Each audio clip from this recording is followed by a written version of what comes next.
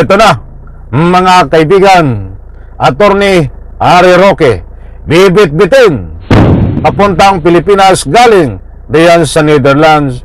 Bring home! Bring home, Roque. Sa virtual press conference ni Roque kanina, iginiit niyang... Alright, welcome back to my YouTube channel. I'm Andes Vlog. Ito, breaking news. Nako, ito nga si Harry Roque na nagtatago diyan sa Netherlands ay bring home. Pag sinabing bring home ay iuwi ng Pilipinas. Kung itong mga tagasunod ni Digong Duterte ay sinasabi nila na bring home Digong Duterte, ay ito ang mas matindi, mga kaibigan. Bring home Attorney Harry Roque. Nako po, alin po ang paniniwalaan nyo, mga mahal kong taga-subaybay? Bring home dito kay Attorney Harry Roque o itong bring home Digong Duterte? Alin po ang paniniwalaan nyo dyan? Dito ba kay Roque na may uwi ng Pilipinas? At siyempre itong si Digong, ay malabo sa katotohanan itong kay Digong. Nananaginip kayo ng gising, mga taga-suporta ni Digong Duterte. Saka natin talakayin yan kay Digong Duterte dahil desperado na ang mga taga-suporta. Umiyak lang kayo, walang problema yan hanggang mabusan kayo ng luha. Ba't ito, mga kaibigan, nabigyan natin ng highlight? Hawak ba ito ng Interpol? Dahil mainit na usapin na itong pagpapauwi at ginawa ng paraan dito kay Attorney Harry Roque na hindi naman po lingid sa inyong kalaman na ito mayroong active warrant of arrest na galing dito sa Republika ng Pilipinas. Hindi ko na po i-explain dahil alam kong subaybay nyo po yan. At ito po ang bigyan po natin ng linaw. Bring home, iuwi ng Pilipinas, bibit-bitin papuntang Pilipinas itong si Attorney Harry Roque. Eto po, shoutout po sa lahat. Isang like ko sa video na ito, huwag pong kalimutan. Bago tayo magtapos, syempre, please subscribe my YouTube channel sa lahat ng hindi pa nakasubscribe. Shoutout po sa lahat, huwag po kayong alis. Kapag mayroon po kayong pagkakataon ay patapusin nyo pong panoorin ng vlog na ito. Eto, nako. Hinamon ng palasyo na umuwi ng Pilipinas si dating presidential spokesperson Harry Roque na may arrest order matapos ma-cite in contempt ng Kamara. Pero sagot ni Roque, hindi siya uuwi at nag-apply na raw siya ng asylum sa Netherlands. Nagpabalik si Gretchen Ho. Nako, ay hindi daw siya uuwi. Tingnan natin. Alam nyo, ito'y mapanindak. Ang masisindak lang ho nito ay ika nga po ay tagasunod niya na hindi po nalalaman ang katotohanan. Aring maniwala po sa kanya.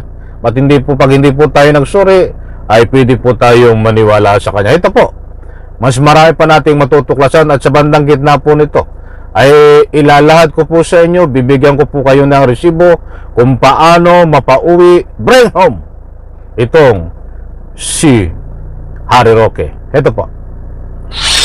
Once a traitor, always a traitor. Yan ang makahulugang post si dating presidential spokesperson Harry Roque. Alam daw ng lahat kung sino ang nagkanulo kay dating Pangulong Rodrigo Duterte sa International Criminal Court. Marami ang nagulat nang biglang nakita ng publiko si Roque kasama si VP Sara Duterte at Senator Robin Padilla bago ang initial appearance ng dating Pangulo sa ICC kaugnay ng crimes against humanity. Ako po, ang pangako ko, hindi ako aalis ng Netherlands na hindi kasama si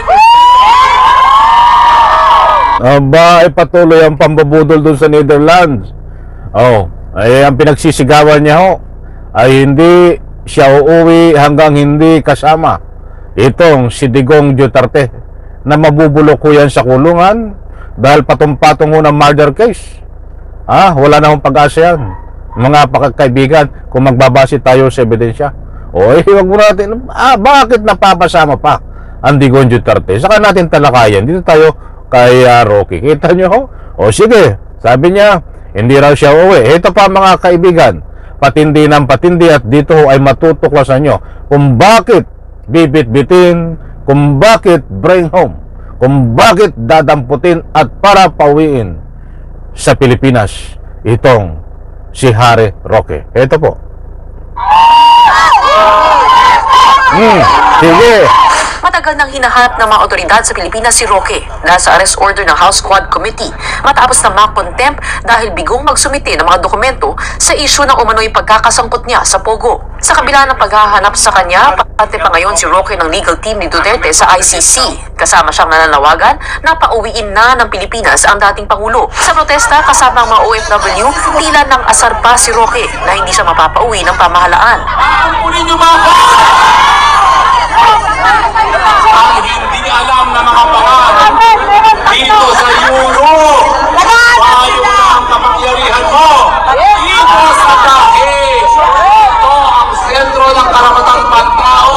Net mo, hindi mo ko makukuha dito. Agad niyang sinagot. Ay parang babaeng putak ng putak to eh. Sabi ko nga ho sa inyo eh. Hindi lahat to ng isda ay nasa dagat. At hindi lahat to ng abogado ay abogado.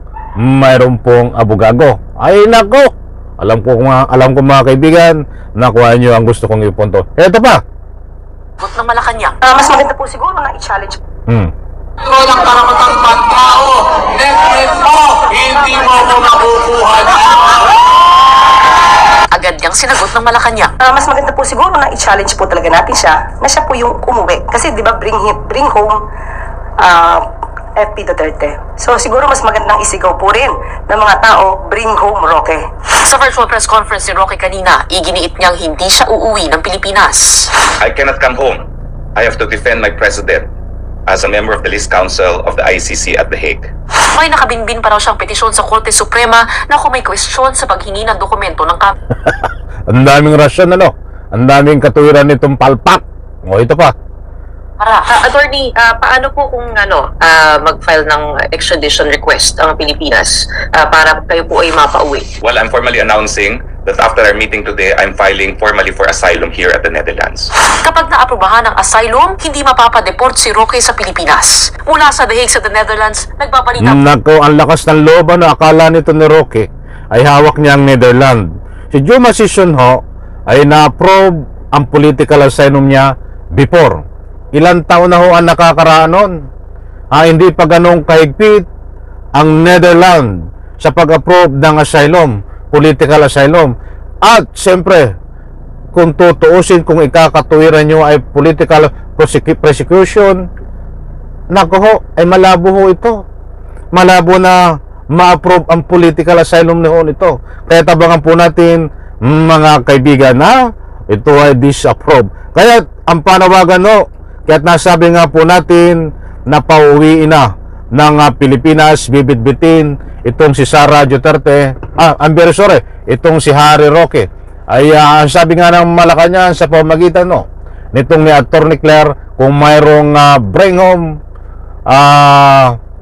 Digong Duterte, ay meron ding bring home Harry Roque, mga kaibigan. Ay, wag ko kayong mag-alala. Wag kang mag-alala, Roque. Isang araw ho tayo magigising. Tandaan po natin ang vlog na ito. Hindi man mangyari po ngayon. Isang araw po tayo ay magigising. Ito ho ay hawak ng Interpol. Dahil ayon po sa ating pag-research, may nakuha po tayong impormasyon. Ay gumagawa po ang ating pamahalaan, action. At ipapatawag pa nga ang immigration kung bakit nakalusot ito. But ang the most important na ginagawa po ng ating pamahalaan, ayon po sa nakuha nating impormasyon, ay makancel ang pasaporte po nito. Huwag po tayong mawala ng pag-asa, mga kaibigan, dahil ito po ay mind conditioning lang ang ginagawa ni Roque na nagmamayabang pa di ba? Akala mo hawak niya ang Netherlands? Basta't mga kaibigan, muli kong inuulit, bring home itong si Roque, mga kaibigan. Naku po, at ito, mga kaibigan, muli po, maraming salamat, pagpalain po tayo lahat. Sabay-sabay po nating i-like ang video na ito. Bye-bye, palakpakan.